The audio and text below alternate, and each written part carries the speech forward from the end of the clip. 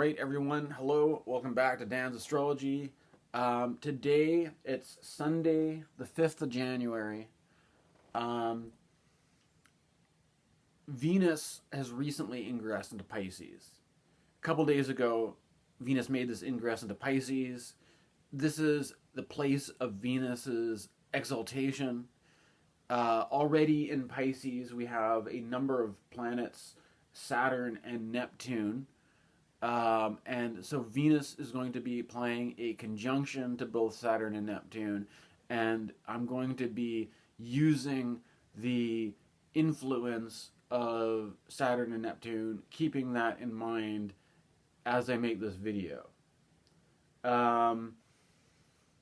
So Venus is in good dignity here, right? However, oftentimes the combination of Venus and Saturn is considered to be a difficult one, but I don't think it necessarily has to be that way. There's an interesting thing, first of all, because if we think about the conjunction, usually in contrast to the aspects, like when you have an aspect like a square or an opposition means things are going head to head against each other, like in a duel or something, right?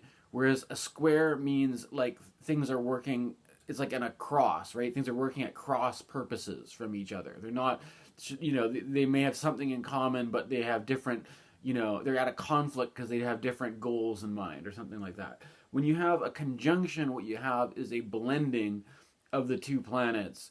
And it's only difficult in so much as you see this as that Venus and Saturn as being something inherently at odds with each other. Now, there's a easy way for me to think about this in a way where they're not at odds with each other, because if you think about it in terms of the planetary archetypal associations with a flavor profile, Venus typically stands for things which are sweet, easily, these things which could be hit the pleasure center of the brain, whether that's things that are sugary or otherwise pleasantly flavorful, things like that.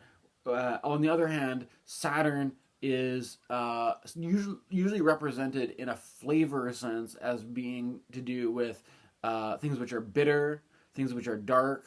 You get the idea of like a black coffee or the smell of tobacco smoke is a very Saturnian kind of quality.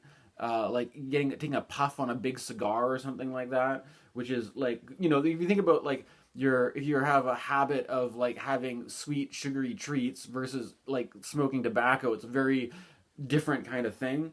But you could have a clove cigarette, right? Which is you might be, there's a certain sweetness to the clove in a clove cigarette.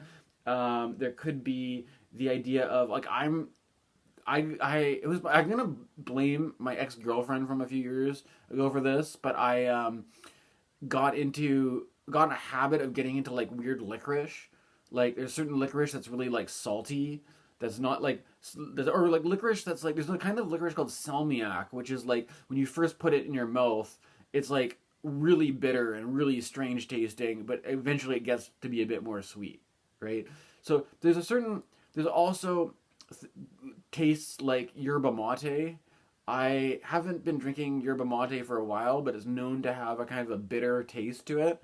There's all sorts of bitter flavors, which could actually be an acquired taste, something you develop a taste for.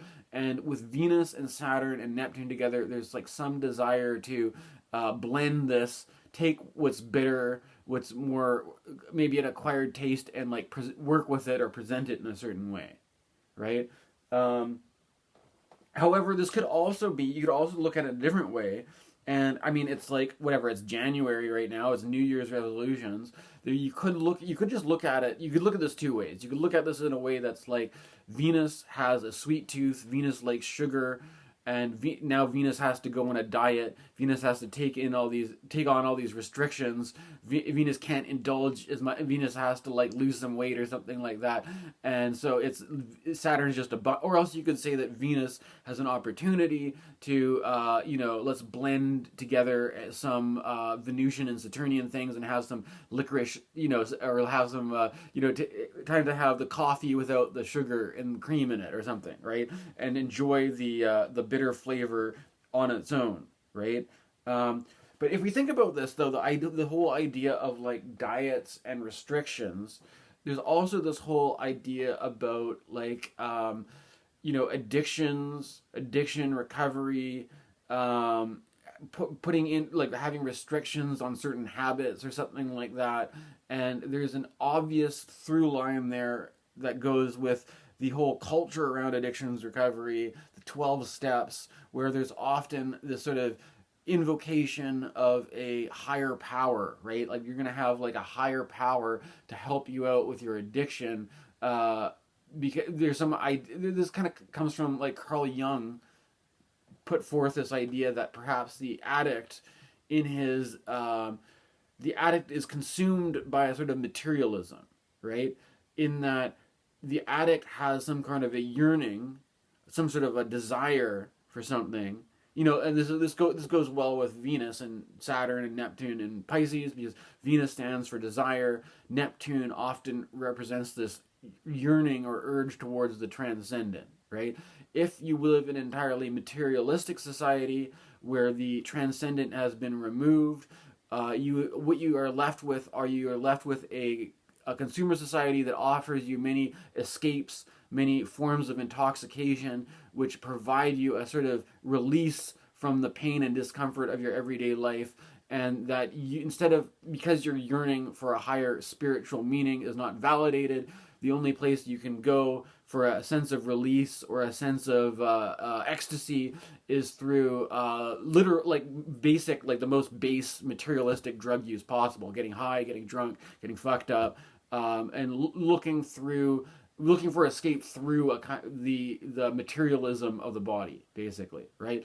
And so it's in the 12 steps that in order to you need to turn this sort of yearning or desire that's at the root of addiction, putting that in alignment with a higher power, a transcendent function, and that transcendent function can actually help you get out of your addictions and make healthy improvements in your life, basically, right? And this is like it's interesting to me that you probably are familiar with this. I don't have to go so far into this, right? There's something else about this that I think is interesting, because if you take Venus, Saturn, and Neptune, that Venus and Neptune together could be very kind of like this kind of intoxicating kind of thing, right? Like being very, it could be like the intoxication of like the honeymoon phase of like meeting somebody new, and you're just sort of like blown over by these like hormones and feelings and stuff. And then the thing is, it's not really, in some way, this isn't really like an escape. This isn't really release. This is just the experience of your hormones and your emotions that are associated with bonding with a partner, right? There's something, though, about when you bring in Saturn into the picture, that Saturn usually represents a kind of like down-to-earth, grounded sobriety that can kind of like... you're not going to get totally diluted because you have this sort of thing that's anchoring you into reality, right? However, Saturn can also represent something where somebody is maybe old, like it also stands for old age, right? So Saturn could also represent this kind of like old age, kind of senile thing. If you ever meet somebody who's senile and old age, sometimes what they do is that they get stuck in some memory, right? And this memory may even be a positive one, right? They might be stuck in some past nostalgic memory, and all they can do is just repeat the same old stories over and over again. But this is sort of like, if you notice what this is a kind of form of dissociation from the present moment, and instead going back to the sort of nostalgic memory of the past and just hang out there. And I think there's something about Pisces which is like very, very poignant for it, because Pisces is all about, there's something about Pisces which is very much about imagination, which I think is also very much about memory, in the sense that if you go with this thing where Aries is the first sign, Pisces is the last sign, that Pisces is the last sign of the zodiac. So it's like there's this kind of like memory for the rest of the trip, right? This memory of all the things that we've been through or whatever. There's also the two fishes, which are sometimes depicted as a parent fish and a child fish, and this sort of intergenerational memory thing, right? The elder and the youth, and the memories of the past and all this kind of stuff, or sentimentality of the past. But there's a question of whether we can get addicted to our own sentimentality, whether we can get addicted to our own nostalgia, whether our sentimentality and our nostalgia becomes a kind of a dissociative, which we are living our lives in some fantasy about how nice the past was, and that keeps us from, just being grounded into the perhaps less than ideal realities that we're faced with in the present moment, right? And so the Saturn here that's another potential, that Saturn could represent a kind of like this old age, which is dissociated and kind of out of touch, but Venus and Neptune could, at least, it's out of touch, but it's in a kind of pleasant state, right? Or else you could be, or else that same Saturn could be like the thing that's anchoring you into the mundane reality where you're not escaping, and you're using the Venus energy to try to make the mundane reality nicer. You're trying to improve. You could be very grounded into the real world circumstances, and you're trying your best to work with them, make them nicer, being accepting and smoothing things over. But there might be an inherent kind of bitterness, or a kind of something that goes with that Saturn that you're just going to have to incorporate, right?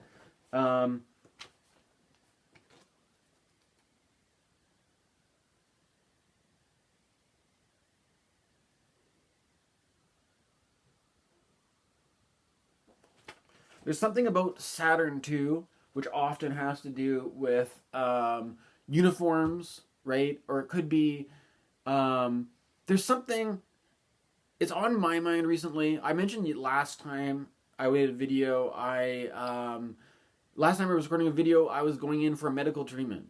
And so this is my first video I've recorded since getting my medical treatment that I go in for.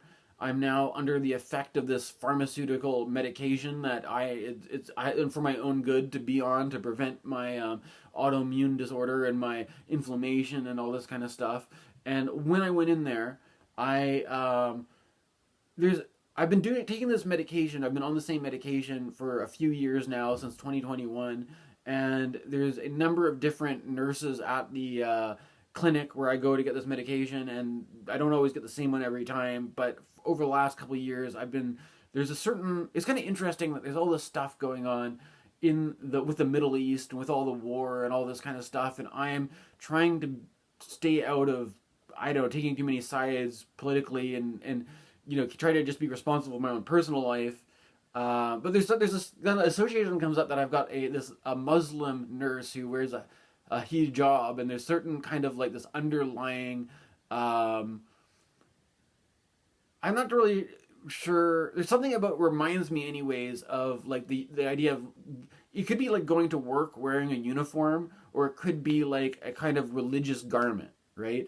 And there's something about how in Canadian politics, I'm Canadian, there's often a kind of like sensitive point around multiculturalism, around having different, a diverse community, different people having different cultural practices and things like that. And there's often this kind of, the thing is, it's basically, I keep it like polite, and I don't get into, but there's a kind of thing, it's always kind of funny, is that like there's something about living in a multicultural community where it kind of stirs up a certain kind of curiosity that, like, part of me maybe wants to, like, get to know all these people better and pick their brains. And but I kind of understand that, like, I'm not. It would be kind of, to me, it seems inappropriate to be in a medical professional clinical setting and to be being administered a certain medication from a Muslim person, and then, like, what am I going to do? Ask them about where they're from, or like what they think about Palestine, or like, what am I supposed to? It's like there's this kind of thing. Is like I don't even know how I'd address that in the first place. But the thing is, it's like my whole thing, aside from having this media experience where I just see all this stuff on this news, this is the one Muslim person I have to deal with. But I feel like it's better to just kind of keep it like formal and not like get into you don't want to. If it gets uncomfortable, I'm stuck there with an IV in my arm for an hour, right? I can't just be like, okay, I'm gonna sorry for So you have to just there's this kind of like idea of of professionalism, right? I think there's something about Saturn that can go with like this kind of professional attitude. I remember back when I used to be the kind of person who worked a day job. I worked a job where I had to wear uniform. I had to put on a shirt and tie, and there's this kind of there's a certain thing about it's like a touchy subject. I don't want to get into this whole thing about like, are Muslim women oppressed or something like that, or are they like?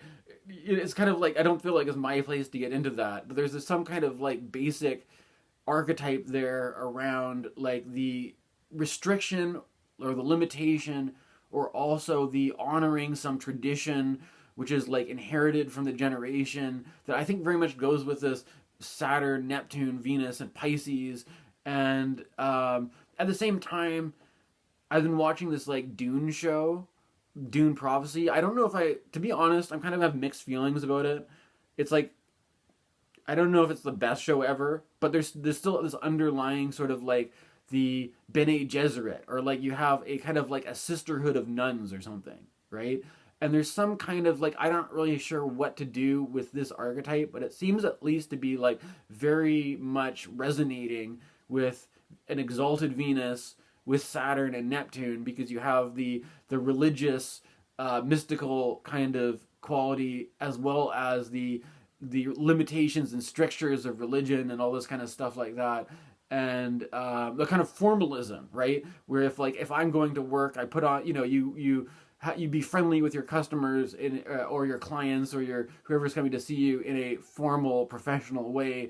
But that whole, there's a reason why we do this. There's a reason why we need to have that sort of formalism there. But that formalism also inherently creates a sort of alienation, right? Because there's an idea that like your authentic self and whatever, like you have to basically separate a lot of stuff from what happens in your workplace conversation or whatever, right? There's the idea that you're under work, you're under a certain restriction to behave a certain way, to treat people a certain way. And if you wanted to get into like talking about politics and religion and all the sorts of other stuff, you have to do that in your free time. You have to do that you have to have a certain space to do that. If you could cause all sorts of trouble and controversy if you talk about that stuff where you're not supposed to, right? So there's like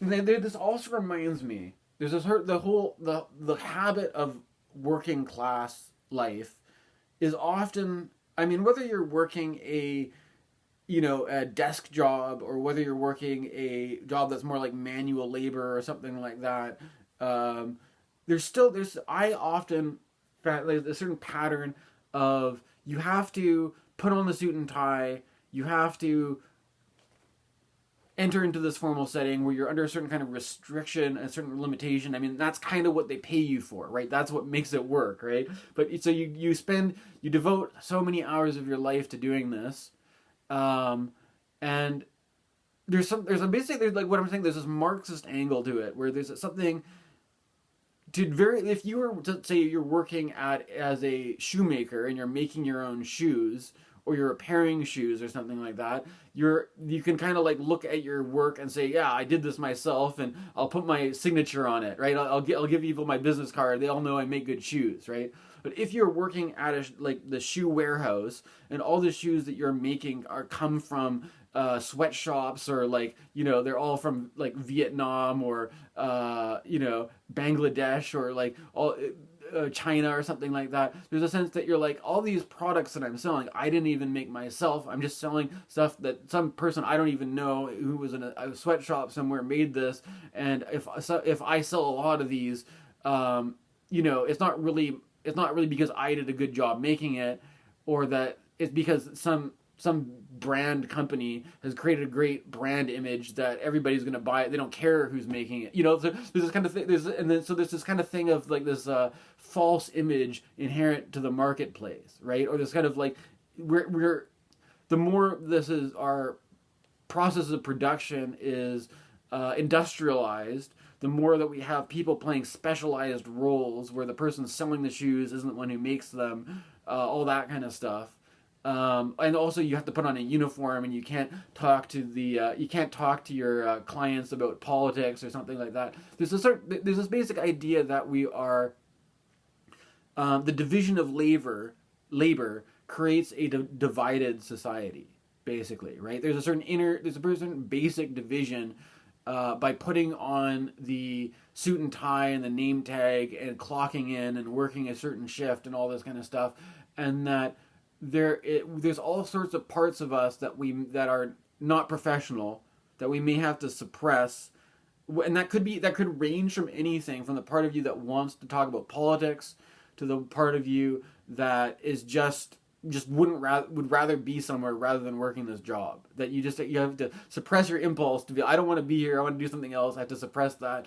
And so what happens is that after you clock out, then you have, you know, maybe you have friends. I don't know. Maybe you don't have friends. You know, in this day and age, maybe it's more common for people just not to have friends to hang out with.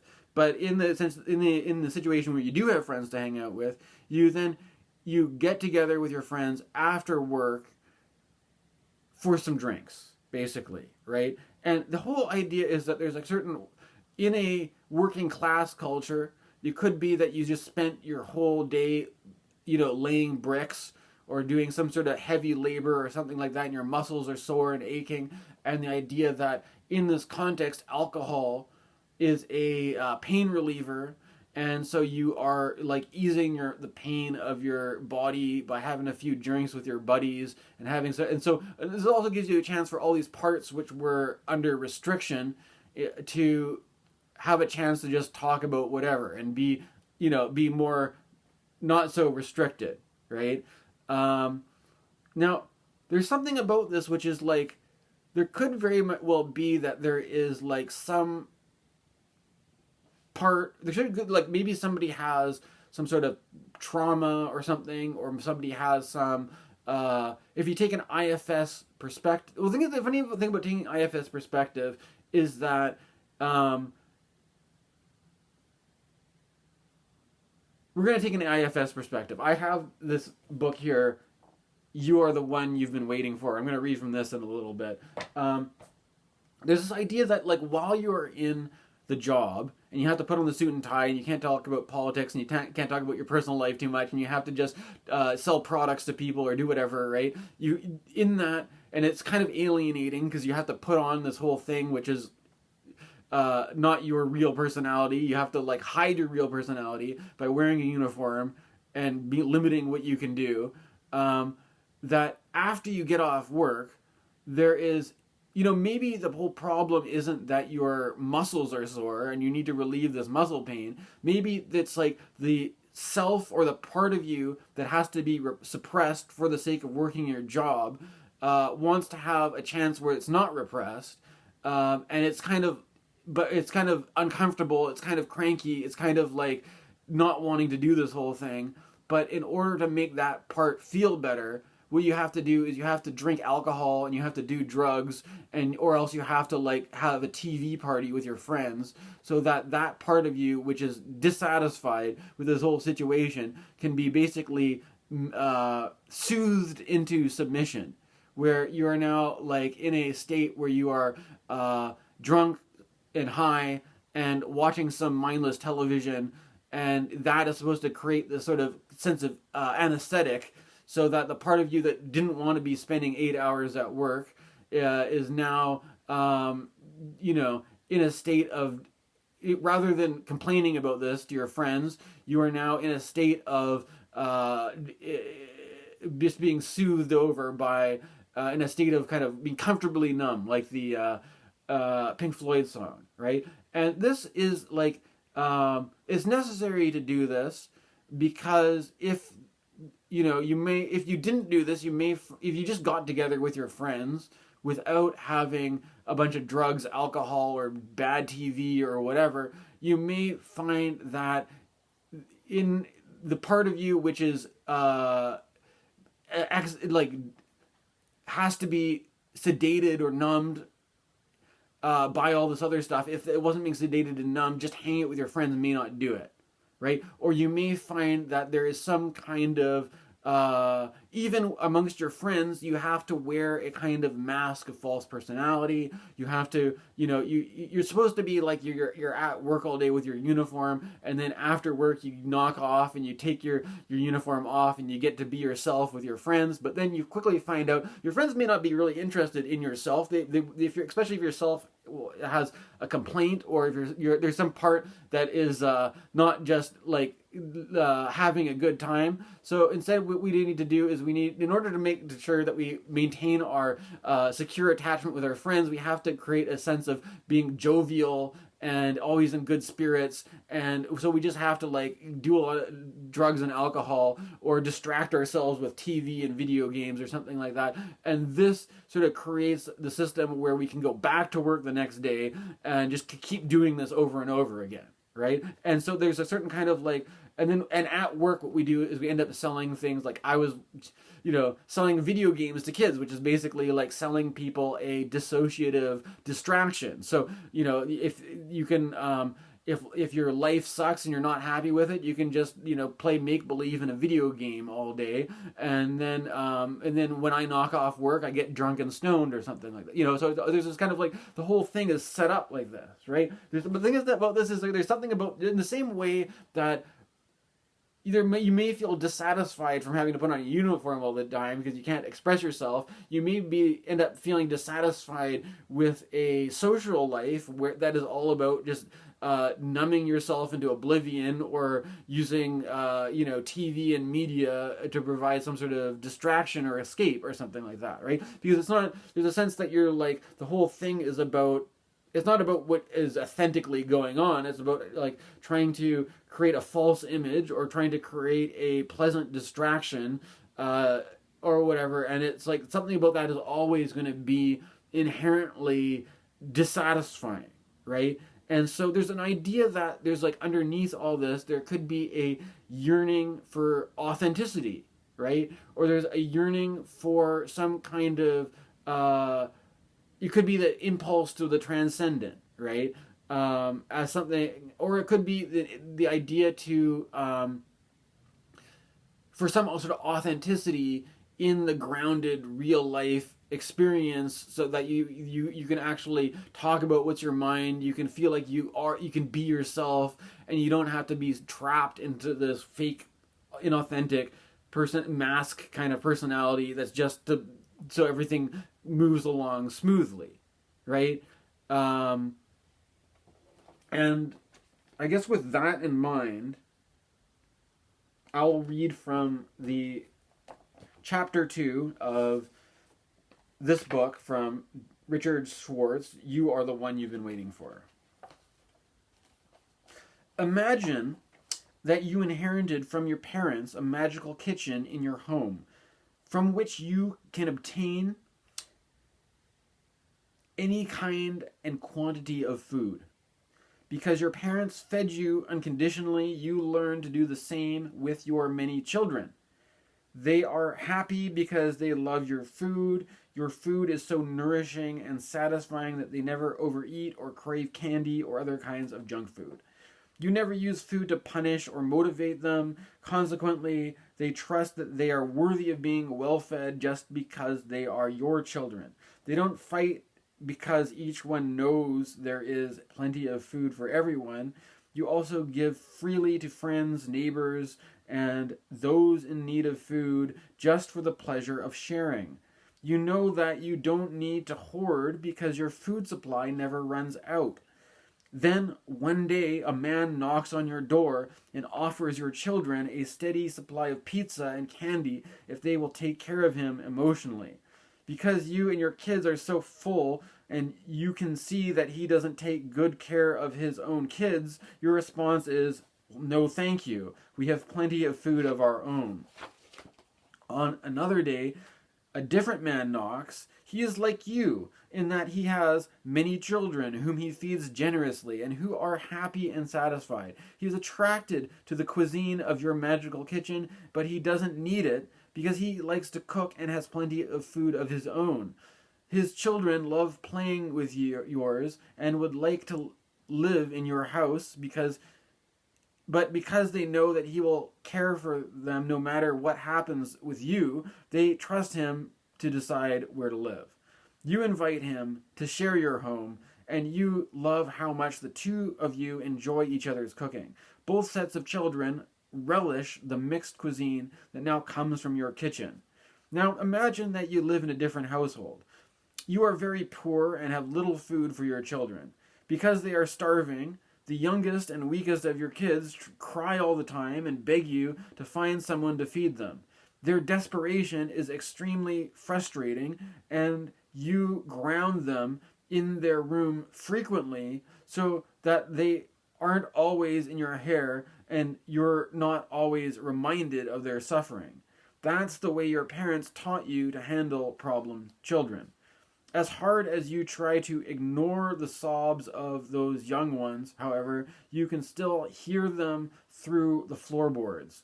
The urgency of their need is like a constant gnawing in the back of your mind. Some of your older children lose trust in your ability to take care of the family. They take on adult-like responsibilities, prodding you to work harder, trying to obtain or calm the ones in the basement, and searching for food. Because these older ones aren't equipped to handle this level of responsibility, they become rigid and controlling. They are constantly critical of your work habits and performance and expend enormous amounts of energy trying to keep the basement children at bay. As the guy with the pizza and candy heads toward your door, the basement children smell the food before he arrives. They are overflowing with joy at the prospect of being fed and possibly released from their exile. They idolize the candy man and are willing to do anything to please him. You and the other kids are hungry, exhausted, and impressed by how happy the candy man makes the basement children feel. The possibility is very appealing of no longer having to deal with them and instead letting them attach to someone else. Consequently, despite some misgivings about the guy's demands and the poor quality of his food, you and the other children agree to satisfy his emotional needs in turn for steady meals. He turns out to be abusive at times, but your younger kids fear starving and being returned to the basement. Also, while he is increasingly stingy with the pizza and candy, the younger kids are addicted to it. Every time you bring up the topic of throwing him out, they override you. Now imagine that the food in this story is really love, and the children are different parts of you. If you identify with the first parent who has the magical kitchen, you don't need to read the rest of this book. That's because when you love and accept your parts unconditionally, simply because they are in you, they won't be attracted to the false promises of certain other people. And when you find the right partner, your parts won't be so dependent, demanding, protective, or easily hurt that they create constant dramas or make you tolerate abuse. Instead, they each will love your partner in different ways, enriching your experience of intimacy, secure in the knowledge that if they are hurt by the partner, you are there for them and will deal with it. If you're like many people, however, you learn from parents, peers, and other influences to exile certain parts of you. Therefore, the basement of your psyche is filled with love-starved, vulnerable little children because they get so little from you, they will be obsessed with finding someone they imagine can rescue them, and out of their desperation will blind you to that person's faults. So they are likely to make you pick the wrong person, and then because they are so needy and vulnerable, will either make you stay with that person too long, overreact to perceived hurts from them, or try to control how close or distance they get to you or to others. So basically, okay. So there's something about this which I have to admit that when reading this, I have a certain perspective that I don't know if it necessarily shows up in what Richard Schwartz is talking about, but I'm making this argument that I think that to be a functional working adult anyways, right, is the whole point of the division of labor, working a day job, is that you have to create exiles in order to do that. Something like the whole process of like, if there's a whole range of conversation or a whole range of behavior or a whole range of whatever that has to be omitted from a professional setting, that act of omitting is an act of exiling, right? In order just to get by working a day job, you're creating exiles, right? And so in any given situation, we're under some kind of social restraint that we can't, or some sort of control where we can't just do whatever we want. We're always going to have some kind of exile there, right? And the idea, though, is that when we get off work, and if our work, or if our leisure time is entirely revolves around stuff, let's say, that's either like substance use, whether that's drugs or alcohol, whether that's media consumption in the forms of like binge watching Netflix or playing video games, these kinds of activities all involve the exile that's exiled during the day shift at work is also going to be exiled by playing a video game, watching a TV show, or by getting drunk and high or something like that. There's some part of you which is not allowed to come out and express itself in the workplace, and then if you need to use drugs, alcohol, or media, or whatever to dissociate that in your leisure time, is basically like you're keeping the same exile in the basement in a different way, right? And it's also interesting, Richard Schwartz is not beyond talking about workaholism or work addiction, and that there may be sort of habits which we are used to coding as being unhealthy habits, and other habits which are coded as being healthy habits. Where you could say that you're like, well, instead of having these habits where I play video games and I do drugs or whatever, I'm instead going to like work out at the gym, and I'm going to start an entrepreneur business, and I'm going to take that energy where I was just wasting my butt time before, and I'm going to invest that energy into new projects that are going to make my life better. But there's still necessarily going to be some kind of repression, or there's some kind of thing where you're like, well, there's some part of me which is uncomfortable, but when I'm running on the treadmill, I have all these endorphins. I'm like feeling like I've got a runner's high. And that is like when people see how much weight I've lost doing this, they congratulate me, they approve of me. So I must be so not only am I, or like if I stay in for the overtime and put in all the work, my boss likes me. But there's still, the thing is, the idea is that you're like, you can have something which is socially acceptable, or something which is seen as being like you're just running away from your problems into addiction or something, but it's still doing this thing where you're creating an exile of something which is kept in the basement, and that you are being like, well, I'm upset and I'm unhappy with life, but no, that's just why I should work harder. Right? That's why I just need to, put in more time at the gym, get more buff, make more of a man out of myself. And then, so that there's something which is not being addressed, which is the exile, which is, to the extent that exile is really exiled, it's unconscious, right? If this whole thing actually does a good job, you may not even know it's there, right? And so there's the idea that there's some sort of thing that's buried into the depths of the unconscious, that our whole lives become this elaborate game at not listening to it, right? This elaborate game to like, how do we keep this thing that, because it's uncomfortable, because it's been painful, I can do all these things which make me feel better, and I can either have unhealthy ways to feel better or healthy ways to feel better, but they're still just copes because they're not dealing with the exile, right? And the idea, there's this guy J-Rig who I don't feel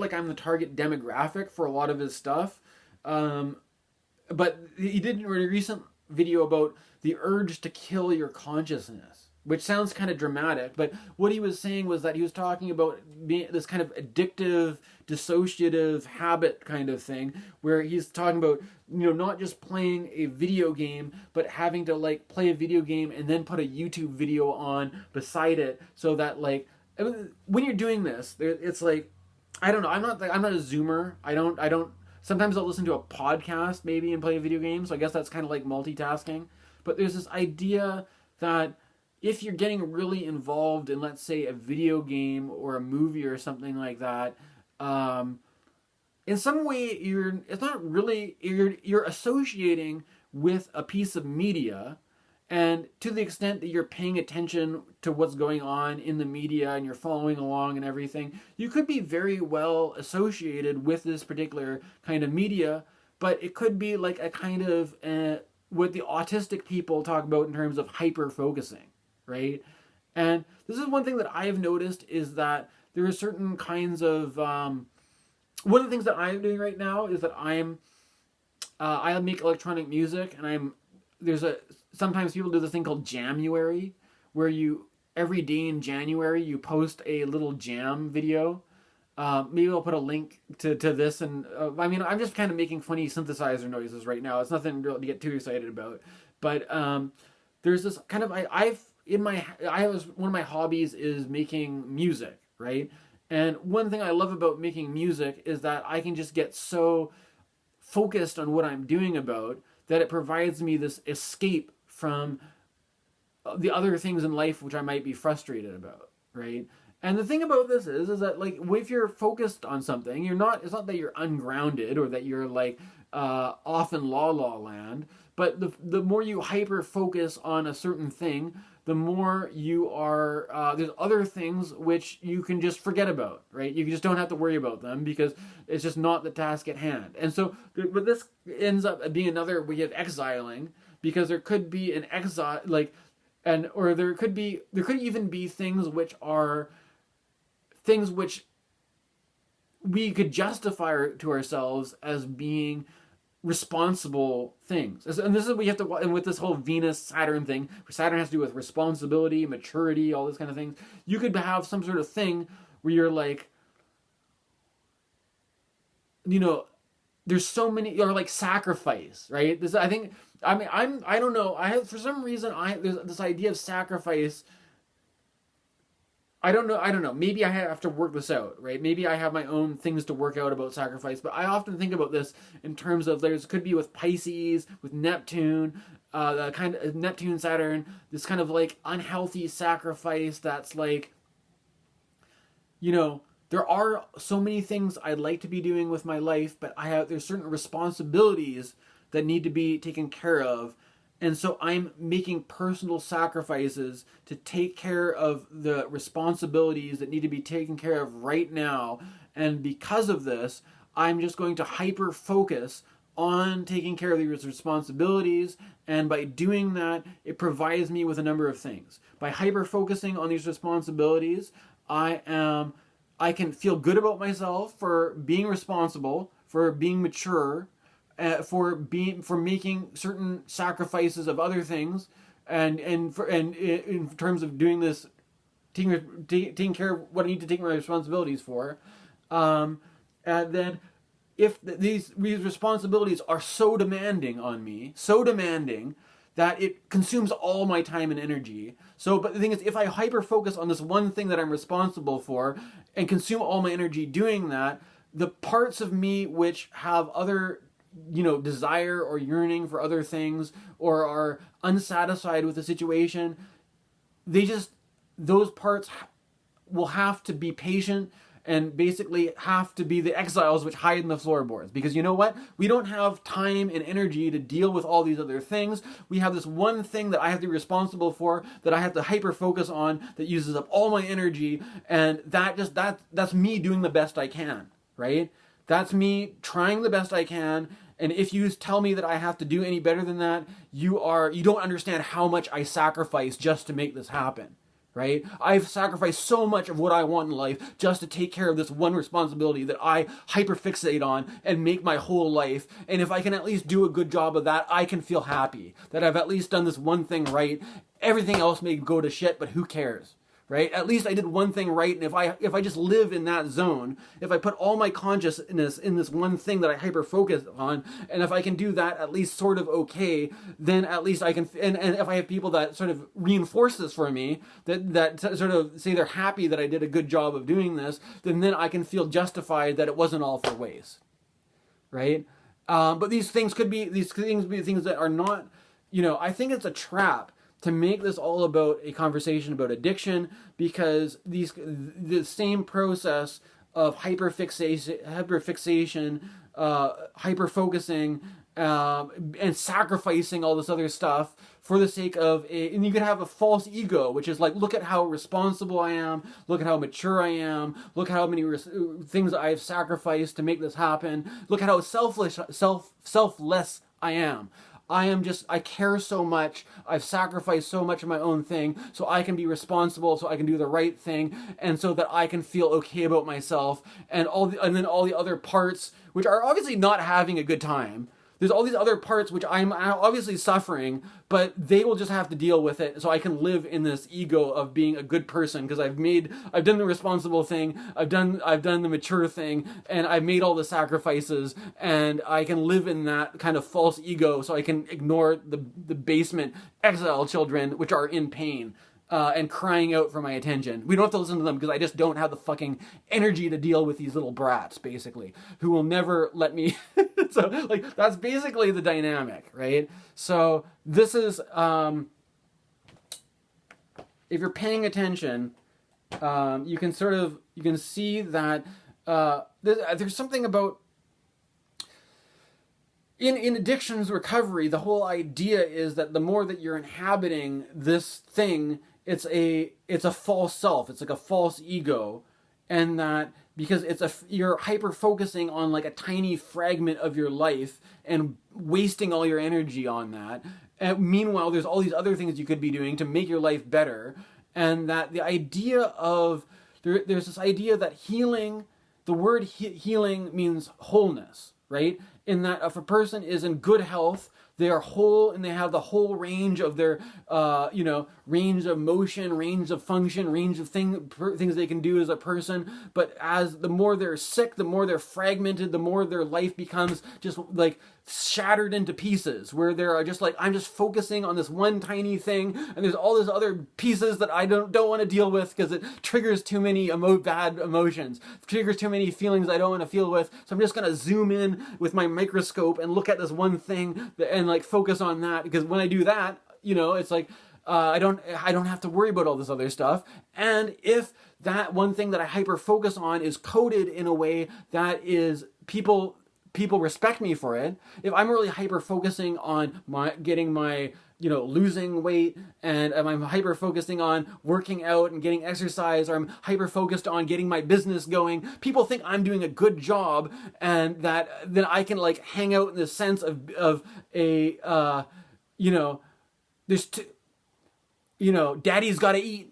Daddy's got to eat. I gotta pay the bills. I can't deal with all this other shit. So I'm gonna be a strong masculine provider who the whole system of meaning making of this semiological order sets me up as being, I'm a good guy because I've sacrificed all this stuff that's just infantile bullshit that doesn't need to be paid attention to for the sake of doing the mature, responsible thing, and hyper focusing on that and propping my sense of self up about that, so I can feel that I have a personality that I can present to people and feel like I've done everything right. and that I'm immune to criticism because I had to sacrifice so much. So how dare you? Basically, right? So this is the dynamic I think to watch for anyways with Venus, Saturn, and Neptune in Pisces. Thank you for watching. Please like and subscribe. Tell all your friends. I'm going to keep making astrology videos. And they're just going to get better and better and better. 2025 is here, and my astrology videos are just going to, I'm just going to keep doing it. So thanks for watching. All right.